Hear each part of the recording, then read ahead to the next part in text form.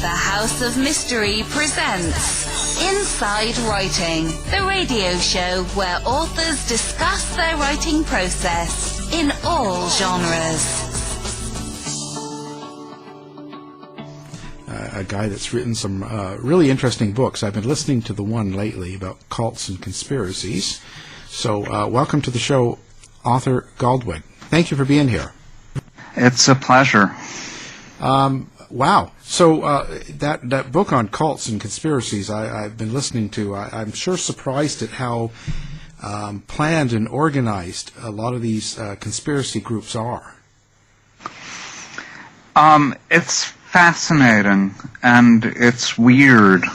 I wrote the book over 10 years ago, and at the time that I was writing it, I was learning about conspiracy theory, and I was learning about it as a kind of fringe phenomena that I discovered has always existed in one form or another in periods of different intensity, some periods with great intensity, some periods with less.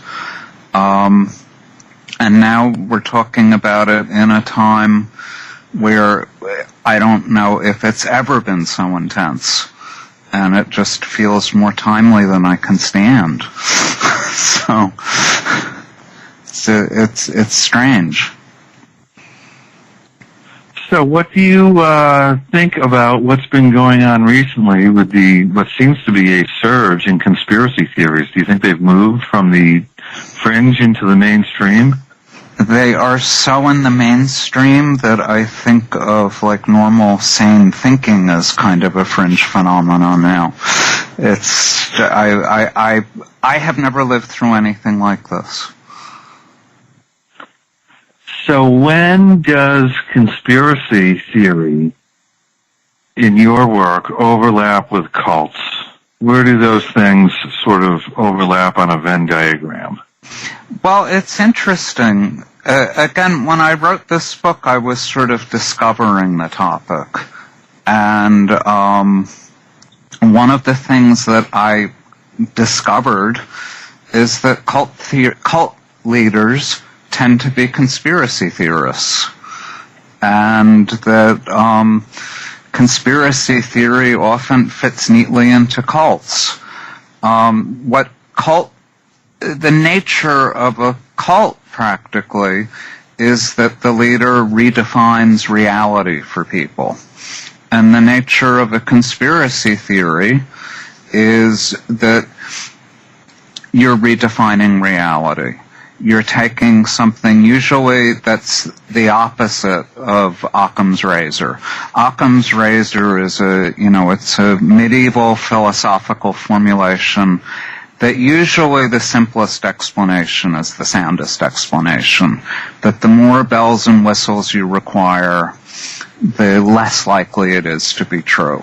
So if you have some political theory that involves thousands of participants acting, and maintaining absolute secrecy, and it requires all kinds of seemingly coincidental events to happen. People that didn't know each other really knowing each other, that kind of thing. Then, it's likely not true. But the conspiracy theorist or the cult leader convinces a group of people that the opposite is true. That the people that are touting science or that are touting reason are crazy, and that they're trying to make you crazy. Now, none of this means that there's no such thing as a conspiracy. There's always been conspiracies. And none of this means that the subject of what a lot of cults believe in isn't necessarily true. I'm not a religious person, but I'm not a committed atheist. I'm open to a lot of religious ideas being true. And pretty much every religion began as a cult. a big one of the well, I would say there's like two major differences between cults and religions. One is how many people belong to it, and the other is how the leader behaves.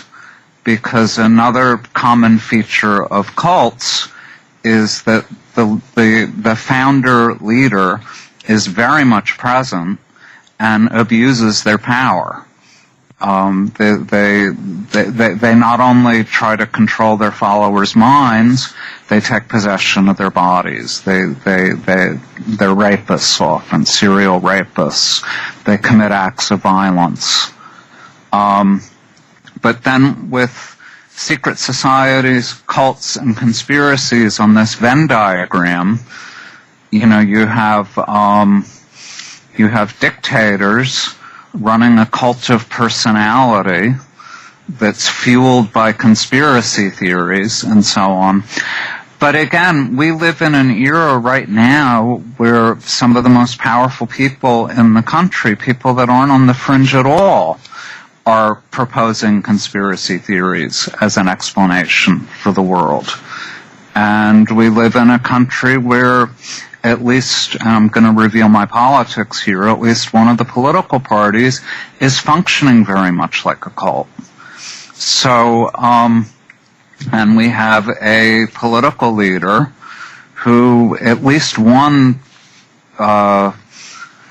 cult expert just published a book saying is leading the country using mind control techniques that are common to cults. This is Stephen Hassan, and his book, I believe it's published by Crown.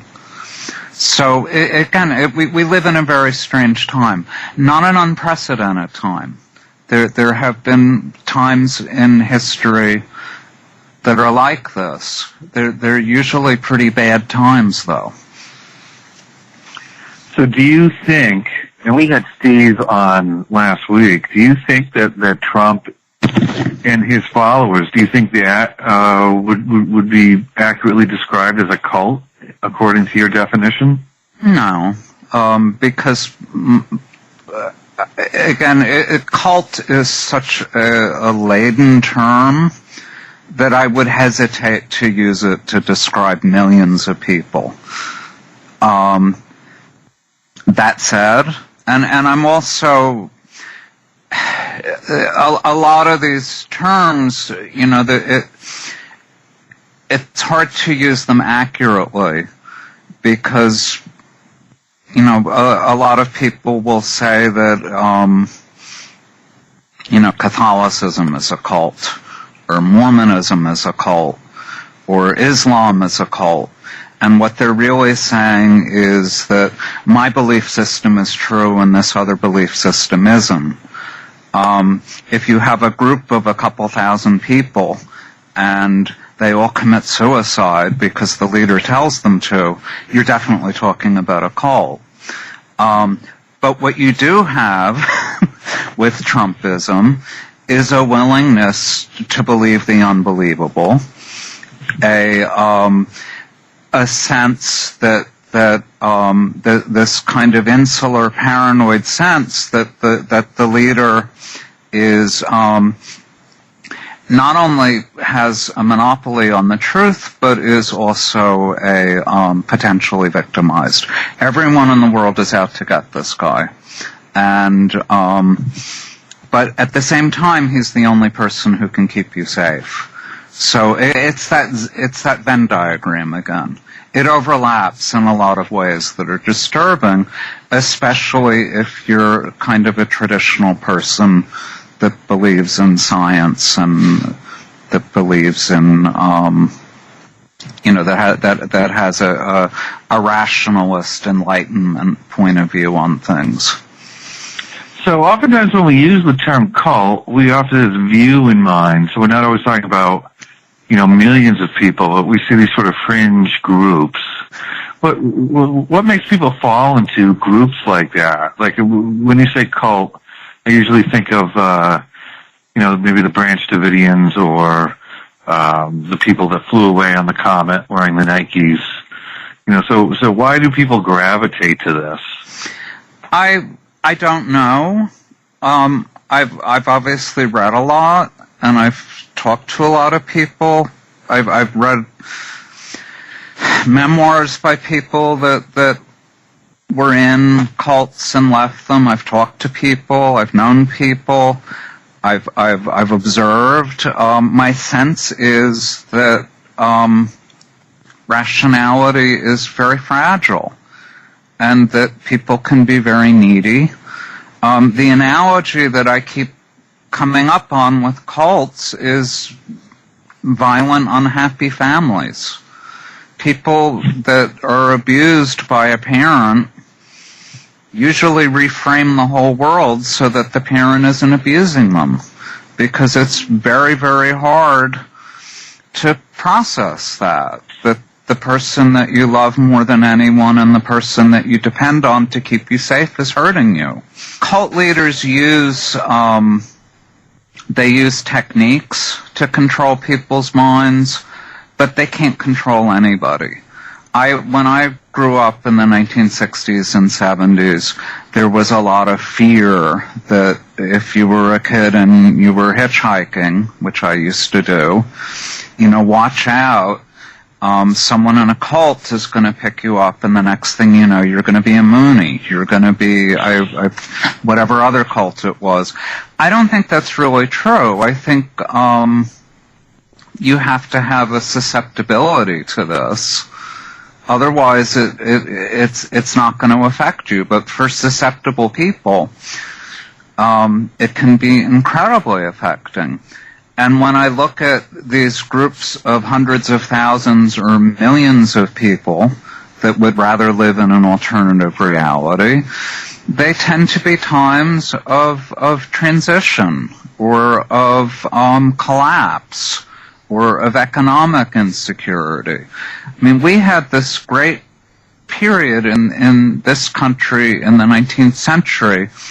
We had a 30-year depression that is almost forgotten in popular history, from the 1870s to the early 1900s. The agricultural economy began to collapse. Millions of people were displaced from their farms and had to move to cities. It was the beginning of modern times, basically. But we also had this agrarian populism that went along with it that had a lot of the characteristics of Trumpism today, with this tremendous economic insecurity, a producerist economic view where very poor people and very rich people were working together to control the world. You had multimillionaire, they were millionaires in those days, they're billionaires nowadays, cosmopolitan Jews and very, very poor communists working together to crush the middle class, the people in the middle. It's not that different than in its broad features. It's not that different. Or you go to Europe and you look at a country like Germany that had just lost a war that had come out of this massive economic collapse, and a very charismatic figure rises up, explains to people that they're victims, who their enemies are, and you have Nazism. And in other countries, you had other authoritarian political movements. Again, usually when you tell people that these things have happened before, you say this in a reassuring way. We've survived this before. But, when it's happened on the scale that it's happening on now, it portends something pretty bad. It both ratifies the idea that there's a crisis going on, and it suggests that the crisis could get worse. So it can be pretty scary. So what do you think people need to do to sort of escape this? I mean, it seems like we're living in a time where there's always these pulls to join these fringe movements. Is there a way to sort of inoculate ourselves or our families to these sort of cultish beliefs? I honestly don't know. At the time that I wrote this book, I was much more confident that there was than I am now, as, the tide is rising. I suppose the most reassuring thing that I get out of history is that, the bubble always bursts.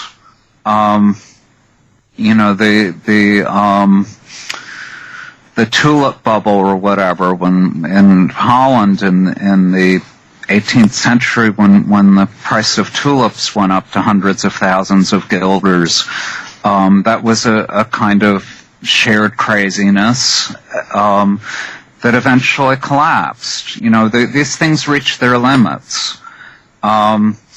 People are both human beings are.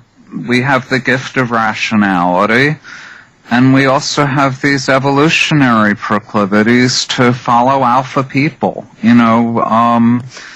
Apes live in big bands, and there's usually a dominant ape, and eventually the dominant leader gets overthrown. I think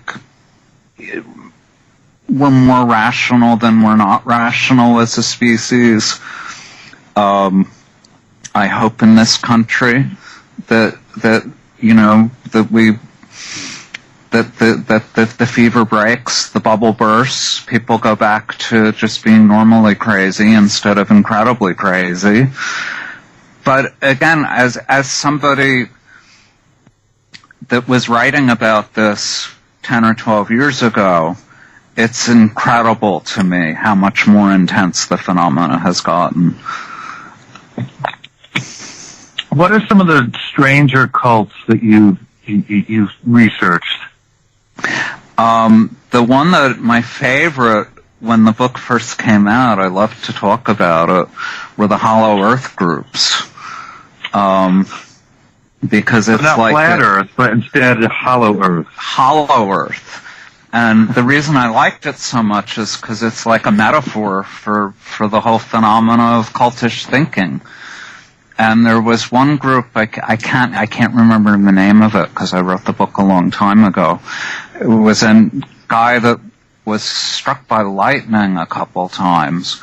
He was probably brain damaged. This was just after the Civil War. But he had this revelation that the earth was hollow and we were living inside the earth. And we were, what we thought was the sky was really the middle of the earth. And he had he started a cult. He bought land in Florida, which, Florida has always been a kind of nexus of craziness. The joke on the internet now that some Florida man did something crazy or grotesque, it was as true back then as it is now. But he bought a community. He bought land and built a community, and they had a community there. And he was trying to prove that the Earth was convex rather than concave by measuring it with these long boards. And anyway, it was so nutty and so much like a metaphor he felt that he was completely sane and that he had seen this thing that nobody else saw. And he got some number of people, not millions of them, but, a few hundred people to follow him. And so that's one example of a really strange one. Of course, there's cults that are just horrifically violent, and that's, the Manson story. That happened over and over again. That happens over and over again. Not usually with strangers. It's usually the violence is enacted on members of the group or people that are considered enemies of the group. With Manson, it's very likely that Sharon Tate she was house sitting for somebody who Manson did consider an enemy. He was a music producer that he had made him promises that in Manson's view had broken promises to make him into a rock star. It's very likely that they weren't there to kill Sharon Tate, but to kill this guy who happened to be away. Those are some examples, anyway. Where does the conspiracy theory then sort of overlap into cults? Like, why do the cults employ conspiracy theories? Is it to explain their status? For example, how come our beliefs haven't taken over the whole country, and then they have a reason for it? It must be a conspiracy against us. Is it that the cult is founded on a conspiracy theory, like these people are up to no good and we need to thwart them? Where does the conspiracy theory sort of play into their ideology usually? I think that and again, I have to stop for a second and say, like, not all conspiracies are frauds. Not all crazy ideas are really crazy.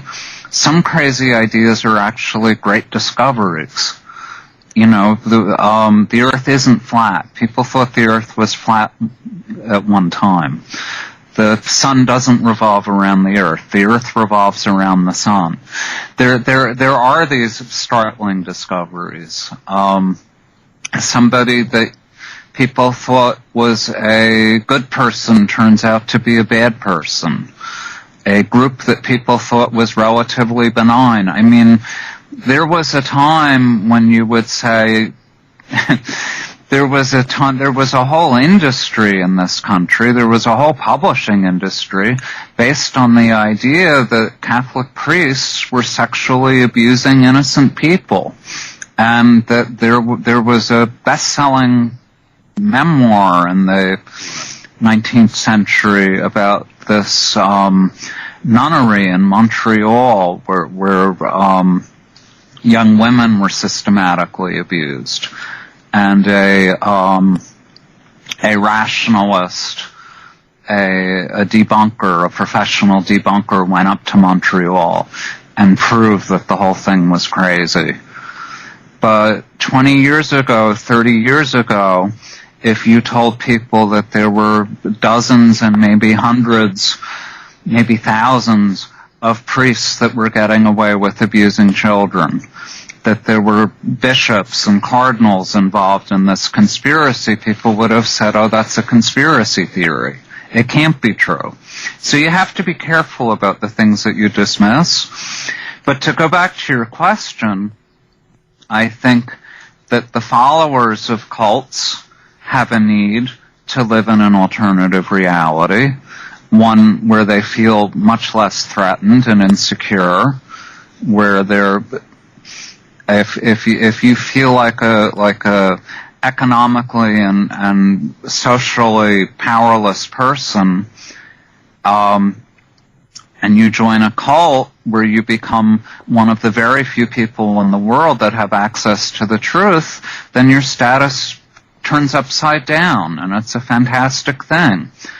And the cult leader, it's the mirror image of it. The cult leader doesn't need to feel stronger themselves. They need people to feel weaker and more dependent on them.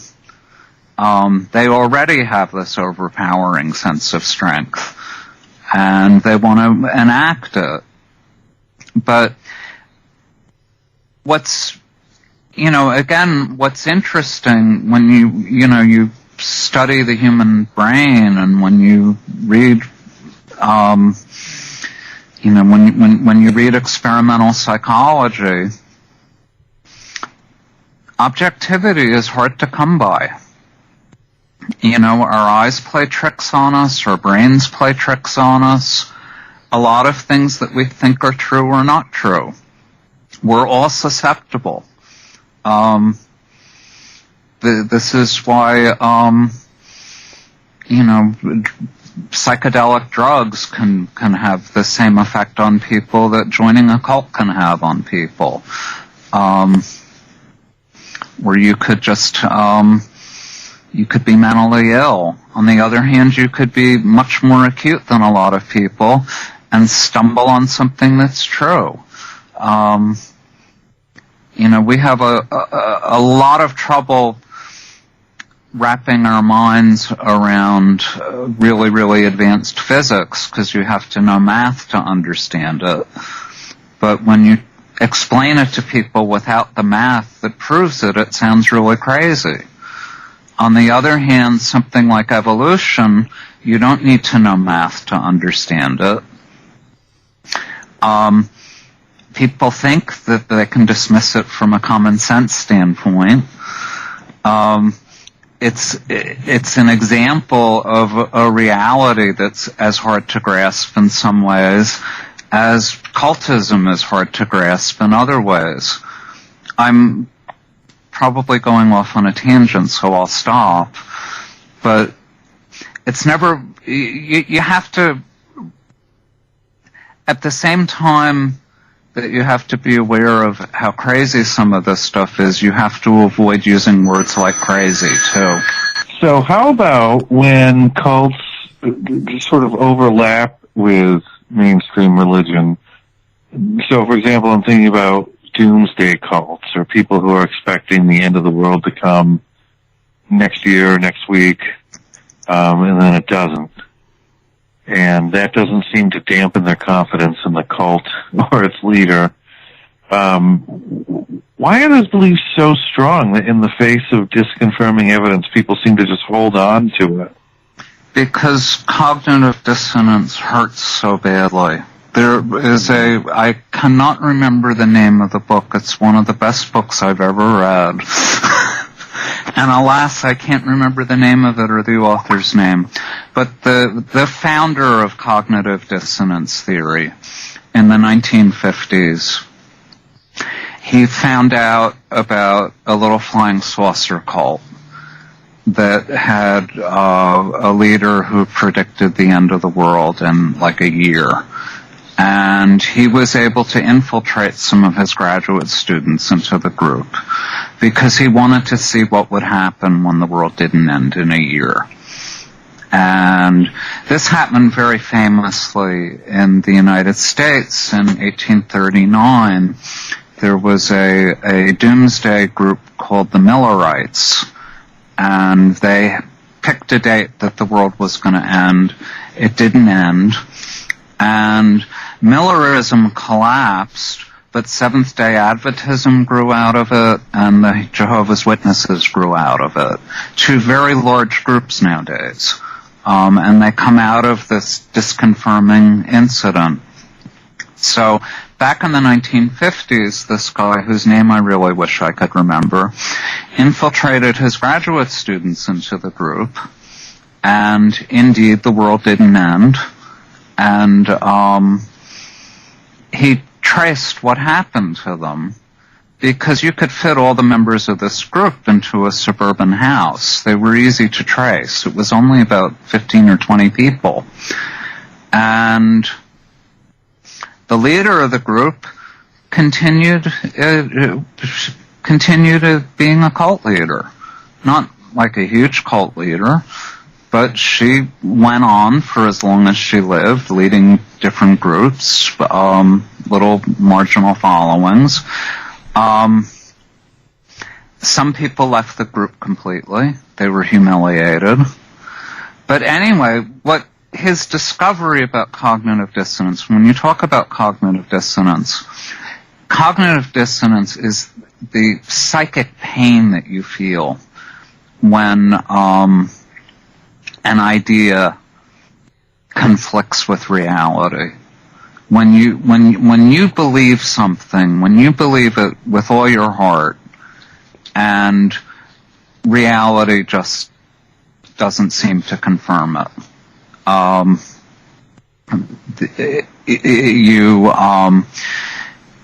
You love your spouse. you just adore your spouse, and everybody tells you that your spouse is cheating on you, and you finally see them cheating on you. And some people, if they have to choose between what they believe and what they know to be true, they choose what they believe, because that's the way that you resolve the pain. You just rule out what seems obvious. Some people really do that. It's very, very painful to have to give up a belief that you hold dear. It's easier to build a crazy machine with 1 million moving parts that will prove that my spouse isn't cheating on me. That was really that was really her long lost brother, who has a different name, and what I saw I didn't really see because they wanted me to think this so that I would. And it's a kind of craziness, but it comes out of a place of pain and a place of need, I think. I don't feel threatened by the members of cults particularly. I feel very threatened by their leaders and what they can make the members of cults do, because they can send them off to kill people sometimes. But anyway, there's very, very good psychological books on what makes up an authoritarian social group and how it functions, and the tools that the leader does to chip away at people's agency and their sense of reality and so on. It's all fascinating to me. I believe a lot of it, but I'm not a psychologist myself. I'm kind of an interested humanist, and I feel the pathos in a lot of this. I feel bad for people. I feel bad for people that live in a alternate epistemic system, an epistemic bubble, as it's called sometimes. It's sad. It speaks to me of great pain. Is there a role for the government to play? I mean, you've been talking about cults and how they resemble, violent families, or, the word violence has come up a few times in this discussion.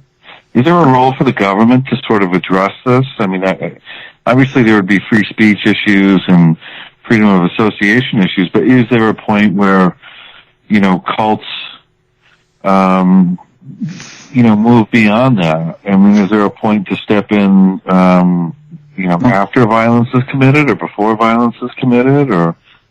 10 years ago, a scholar and government official wrote an essay where he suggested that the government try to plant people in cults and change their way of thinking. And boy, did it backfire. Because he was talking specifically about hate groups, which is a whole different phenomena that I wrote a book about that's related to this. But it both validated the paranoia of these groups. Look, the government really is going to infiltrate people into our group and try to change our way of thinking. Who's the conspiracy here? Who's trying to distort reality? Who's trying to change us?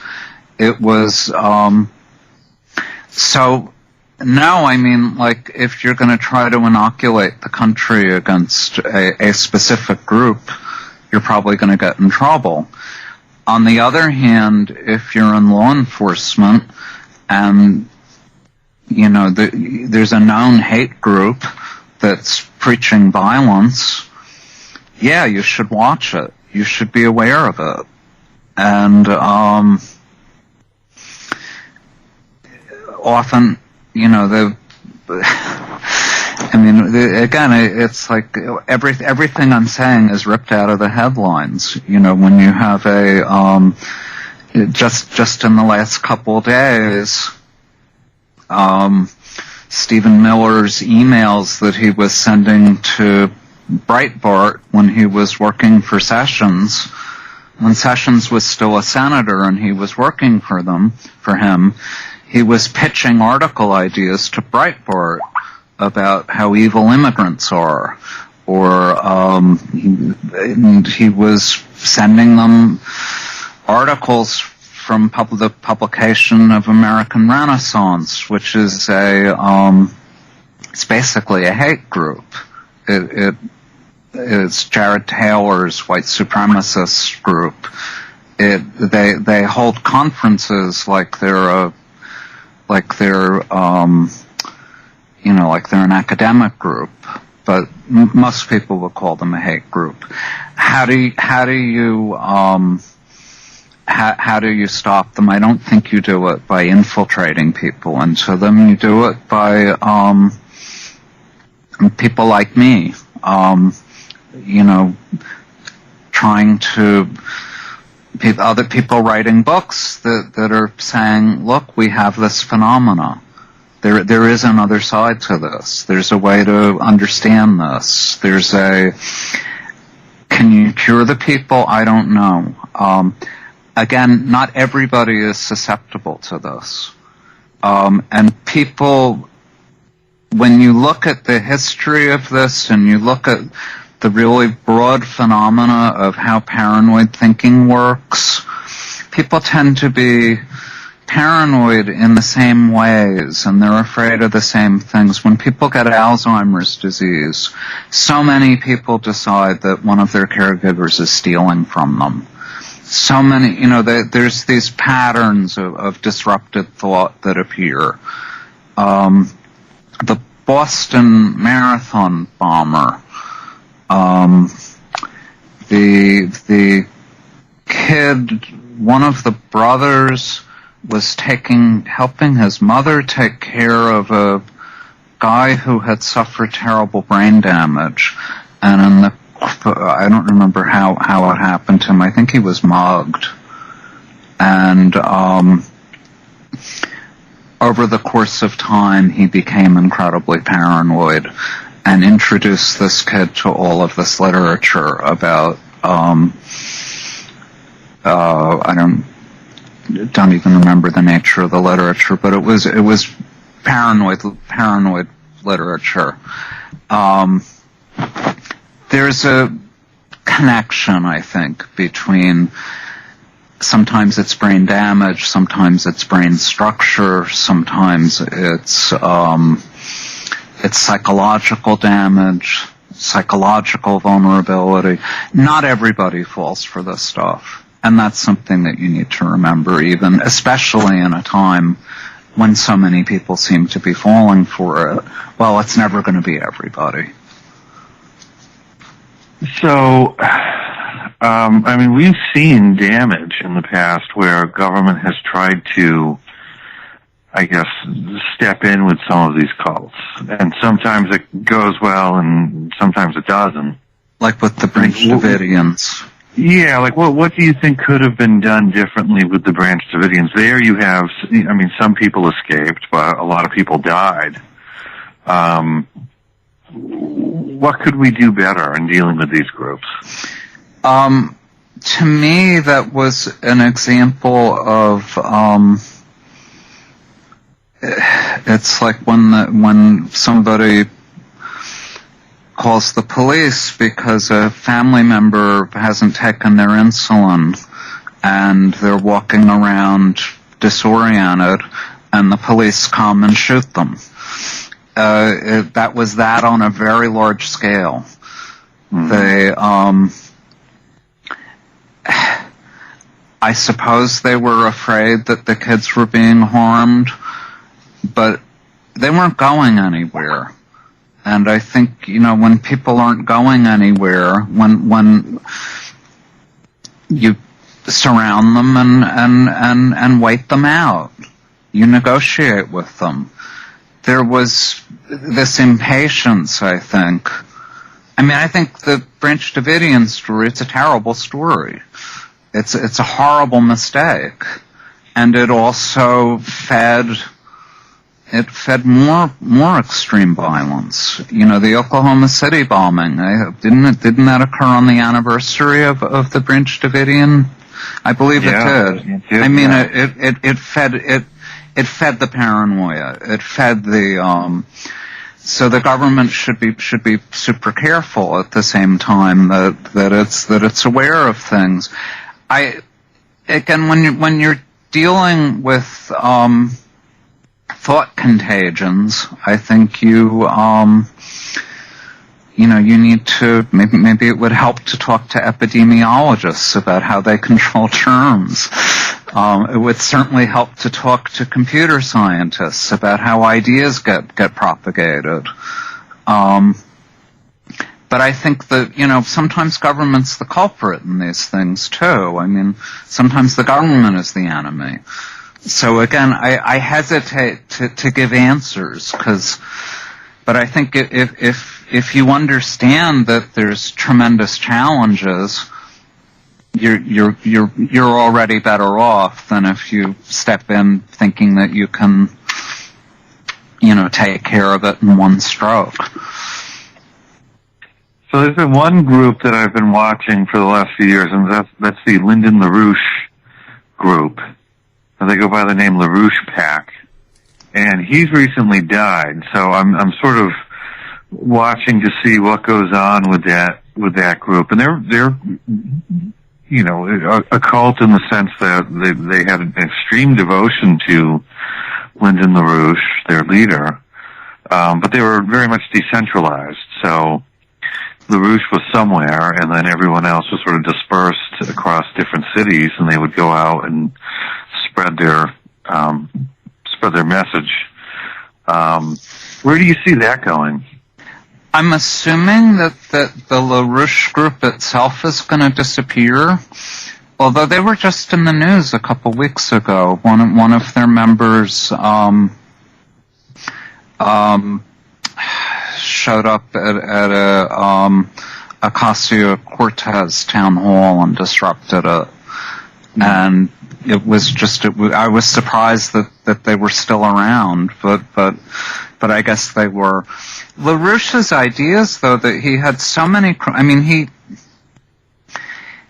he was an example of a cult leader who could have been in a cult too. I mean, he started out as a communist. He ended up in this very right-wing group, and he founded a lot of his thinking on the Protocols of the Elders of Zion, which is like the most cut and pasted conspiracy theory ever. Pretty much every conspiracy theory since the 1890s, whether they're anti-Semitic or not, has taken its form and its structure from the Protocols. And the Protocols themselves were cut and pasted from anti-Masonic conspiracy theory, which was a huge, huge thing in this country in the 1820s. Most Americans, you don't learn in elementary school civics class that Americans used to be terrified of Masons and that we hated Catholics. And like you're going to say two things about the United States before 1830, it would be that, Americans really hate Catholics and they really hate Masons. And nobody would know any of these things now. And Catholicism was a foundational hatred in America that just disappeared. It dissipated after Kennedy was elected. Probably the fact that Kennedy even got elected was a sign that it was already disappearing. But, I live in Brooklyn, and Brooklyn is just full of abandoned Catholic church facilities.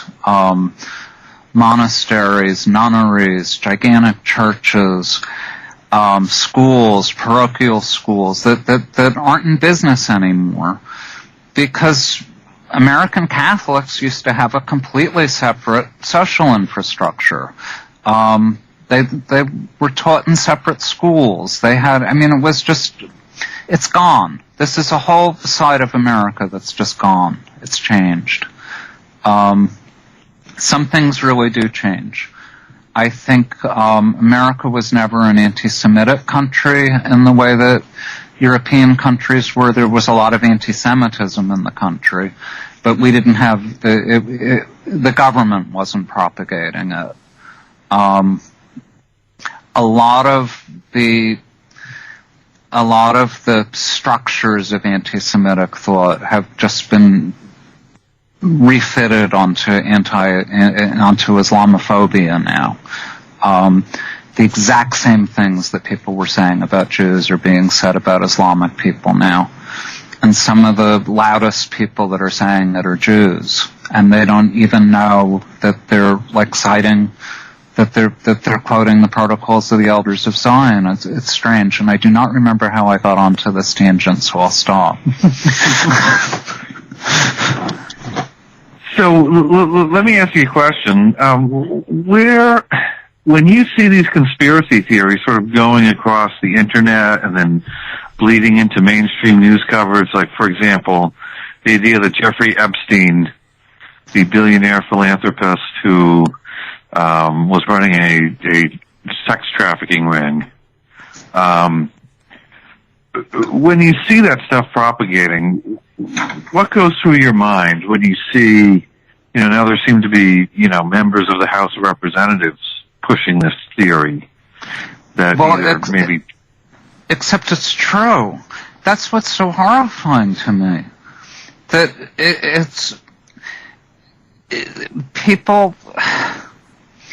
I've read so much vile conspiracy theory that, let me go all the way back to the 1700s, and the fear of Masons. One of the, there was this thing, the Hellfire Club, and it was these incredibly libertine, corrupt, free-thinking Masons. They had these sex clubs. Benjamin Franklin was a member of it. And there was a club, it was either in London or Paris, I can't remember now, but it was called the Hellfire Club. And they were abusing young women there and worshiping Satan. And there's stories, Alex Jones, when he was first starting out, he wrote a crazy book about the